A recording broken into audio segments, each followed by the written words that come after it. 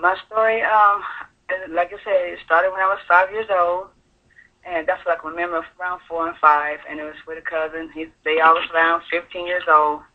And it's like, to me, I feel like these kind of cousins kind of size you up, how they pick their victims. Because I was a young one, and I was the youngest of 4 children, and I was a quiet cousin, kind of shy, you know. And they kind of size you up because they never went with the loud cousins, the loud mouth ones who were just all about it, you know. They went with the quiet, low-key ones. They sized you up. And so I guess I was sized up by my particular cousin, first cousin, my mother's sister's son. We would go over to his house, their house, and he would be in the back room back there, listen to his funky music and everything. And I'm little on my little clothes on and little jeans and stuff. And I look down the hallway, and he got a door cracked, looking at me, telling me to come here. No one else can see what's going on. My mother's too busy talking, blah, blah, blah, with her sister and everything. And I'm pointing at me, like, me? And he's like, yeah, come here. He's having his finger motioning me to come to him. So I go way down that dark hallway, and he opened the door and kind of pulled my hand and pulled me in. Then he closed the door, and his room was real dark and dim with neon lights and posters and stuff everywhere back then. And he laid me on the bed. Then he started touching me, really inappropriate, like really rubbing my areas, you know. And I was like, just kind of laying there, kind of shy, kind of scared, really, more than anything. And then he turned me over on my stomach, and then all of a sudden I heard his pants unzipped. And that scared me so bad, and I started kind of whining like a little bit. He's like, okay, shh, okay. And he turned me back over, and then he proceeded on touching me. And then I started whining some more, and he said, okay. And then he just got me up and pushed me out the room, you know. Then every time I would see this cousin at my grandparents' house, he would always manage some kind of way, he and I alone. He would pull me back somewhere. If I had a dress on, he would always touch me, you know. And I noticed he would touch some of my other cousins in a way, too, because they'd run and jump on them and just playing, and his fingers just going everywhere, you know. And to them, they just like, just play. But he would touch me in a way that really had me kind of jacked up, you know, and I would stop playing. Then I spend that at my grandparents' house. And he'll spend that over there. And we sleep in the bed, and he'll creep up in there and start trying to touch me and stuff. And I'm so scared, I just kind of lay there. He never go further with no penetration. He was just rubbing up against me. It was just so uncomfortable, and I didn't know what to do. I never told anyone until I got grown, you know. Of course, I shared the story with my husband, you know. But I was a child when this happened, and he's not the only cousin. I had another cousin that would do the same thing to me. And they knew us each other. They made it seem like I was down for this, and I wasn't. Dude, Tracy, she's down with it, you know? And that wasn't true. But he would do the same thing to me in the same way. Like, they talked, and they know what they can do to me. And it wasn't cool at all. And I know one thing, I can say this truly, that when you're a child, and this happens to you, who does this to these children, they have to realize we don't forget this. Just because we're 5, 3, 2, 5, 4, 6, whatever, 9, 12. When we grow up, this is still on our minds. So when we see you guys, we know what you did to us. We don't forget this. And y'all they have to live with this forever, knowing we know what you did. So when we see them at family reunions, when we get together, it comes back to us again. Like, man, I remember what you did to me. You know, we don't forget. We grow up, and this stays with us all the time. It's part of our life now, you know, and it affects us in such a negative way. One way it affects me is that now I look at my mother, and I wonder, how'd you let this happen to me? I never told her like that, unless we get into some kind of argument. I'll just throw it at her face, you know, which is kind of wrong, but, you know, they were brought up in a whole different generation than what we were. And I look at her, and I'm just like, how can she let this? I'm her daughter, her baby. How she let this happen to me? And why? It's crazy. So I have 3 daughters now. 3 daughters. And I'm so protected over my children. My sons, I'm just like, oh, no, they don't go to nobody's house and spend the night. My mission is to not let them get harmed in any way.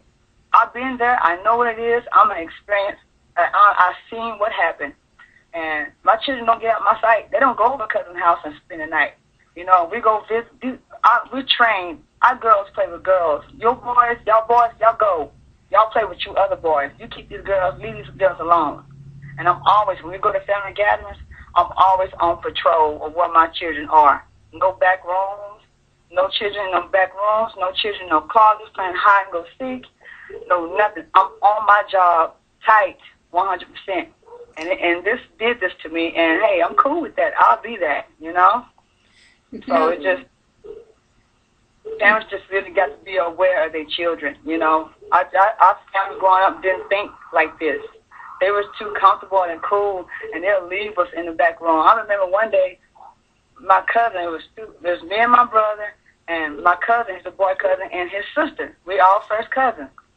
I'm in the bed with my cousin. I'm like 8 years old. I'm in the bed with him, and his sister's in bed with my brother. You know, this in the same room, there's twin beds in there. And we got our pants down to our knees. And my mother is up around the house doing things, cooking, and never once came out there to check on us, what we were doing in that back room. We was playing whatever we was playing, you know, and it was not cool. It was not cool. Everything was about getting booty, you know, as a child. Like, let's do it, you know. And it was just, as I got older, it grew into that. And then it grew into family and friends and people from a church or whatever always look at me like I was fast. And I think this did this to me. It made me like I was a fast girl. I was faster than the other girls. Just a little promiscuous, but not really. Something was different about me at a young age. Like I was too fast, you know? And it's it comes from that being touched on and like that tossed around with the cousins and stuff. It just wasn't cool, you know? Definitely. I think that, you know, we're talking about signs, and I'm going to ask you in a minute what some signs were that your parents may have missed. But when you're talking about at least a female that's been sexually abused, it's usually going to be one of three things. Either she's going to go and be a lesbian because she doesn't like men, or she is going to totally withdraw from sex. She may overeat to make herself, you know, undesirable to anybody so that they're not bothered at all, or they may be hypersexual. And I don't like saying promiscuous because there's a difference. Being hypersexual doesn't always mean that you're promiscuous. You can be hypersexual with just one person. You could be somebody who, you know, doesn't cheat. I want to say something with that. I'm sorry. For me, you know, I had several different phases in my life growing up. I don't want to say promiscuous. I could be that way with a boyfriend. I had different times when I was in love, of course, you know, as a teenager. But there were times where I would feel like I had to be in control of my body. So I would date men and let them think that I was going to have sex with them up to the point where they thought we were actually going to do it, and I'd be like, nope. You know, put myself really in situations to be hurt. You know, because I'm like, no, because I felt like I had to control the situation. But then there came times when I was in situations where I was afraid. This has happened to me often, even up into my adulthood, my 30s, where I would be dating a man and I would not know if he was going to take me home or not, and unless I had sex with him. And these are times where I felt like I was raped because I didn't want to have sex, but I couldn't say no because in my mind, what is he going to do to me if I say no? So I'm like trained to, at that moment, then just do whatever I have to do to be safe, like I've always done from when I was 9 to 12. And I know that that's where that mindset comes from, exactly from that place. My children, when they were growing up, they had to be potty trained by me, and very early, and it was never, nobody can take you to the bathroom, ever. Nobody but me. You don't need anybody to take you to the bathroom. And I taught them about sex very early, you know, because the things that my cousin did to me, I didn't even know what they were.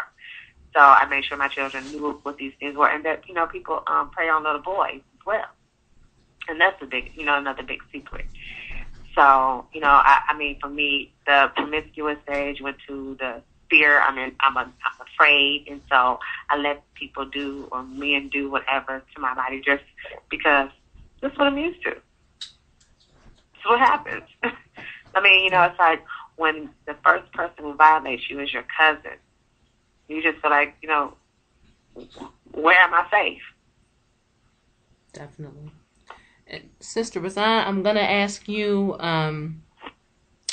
what signs your parents missed and what do you think an appropriate punishment should be? And then we're going to bring on somebody else to give a little bit even more input into it. Okay. You said the signs that my parents missed? Yeah, because usually we give off signs. Right. I think, you know what, I don't even know if I even gave off any signs because I was just like almost clueless to what was going on. I didn't know who to turn to or who to talk to. I was kind of like by myself at that time, you know. I know I didn't want to go with her a lot of times to my cousin's house because she didn't pay attention to me.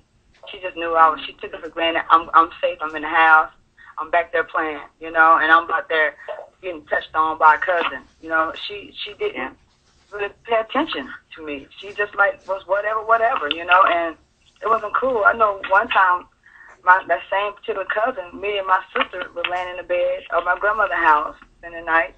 That same cousin got on my sister's side, and she's older, 5 years older than I am. He got on her side and started touching her, and she said, "Quit!" real loud, and got up and grabbed the phone and called my mom and said, "Come get us," you know. And so my mom came over there and got us, but she never asked any questions. "Oh, what's wrong? Why don't y'all want to come home?" Or she just never asked questions. I think that's so retarded, you know, because she never asked us questions at all about herself. And still, now she's still in denial, you know, about it. And one thing I can say this, I grew up Jehovah's Witness, okay? All my life, I grew up Jehovah's Witness. I was always around the witnesses all the time. My mother would actually let me go to this Jehovah's Witness house, this man. He was a white man, and his wife, you know. She was just like, "Give me them." I'm like, "Here, take it." She's like, "Here, they want to come pick me up." She put me on this pretty dress, and they wanted to come get me. And they came and got me, and they kept me the whole entire day. And they, like, took me out of town, and they took me to this park and had me to straddle over this chair. And I still got pictures from this today. And they snapped pictures of me all day long. Wow. And I was like, I think I was like 13 years old. They took pictures of me all day freaking long. I had pictures galore. They just snapping. Here, come and touch my face. And my mother let me go with them. Another Jehovah's Witness. We was in the car, and I'm young. And she let me go with this Mexican man and his sister-in-law at the time. And I was sitting in the middle, and we was in a truck. And we drove to a store. And I'm young. I was like around maybe 13 again, you know. And I'm sitting in the middle. The sister-in-law gets out the truck and going to the store. And he grabs my legs, my thighs, and says, "You got nice, big, pretty thighs." And I'm just rubbing on my legs and just gripping them, you know, but I had some shorts on. And I felt so uncomfortable. Then his sister-in-law came back in the car and jumped in the car, and he just let go real quick. But she would let me go. My mother would let me go to this Jehovah's Witness man's home and let them feed us, and they had women, girls, young girls all around him, and we were just there, and she let me be one of them, you know, and it was just so not cool, man. So I don't know what sign she could have missed or what. She just did whatever. She was naive to the beliefs of the Jehovah's Witnesses, and it's like they didn't even care. In most of these cases that I've talked to people and that I've been around other girls that was from the Kingdom Hall, it all happened from them being in Jehovah's Witness. It all happens from their religion, you know. So I'm not saying only Jehovah's Witnesses do this. No, that's not what I'm saying. But I grew up Jehovah's Witness, and I can vouch for that. It happened to me being under their care, under their watch as a Jehovah's Witness. And what do you... Oh, I'm sorry. Go ahead. An appropriate punishment for something like this would be exposure. I don't think these guys should just be cool and knowing in the back. I agree. Looking and knowing what they did. I agree. Unless they came and appropriately apologized to you. Unless they ripped their heart and said, "Look, I know I was young. I apologize to you with my heart. I'm sorry that I did this to you." Unless they seriously apologize. But when they apologize and they chilling back there and like they all cool, exposure will be good for them. Like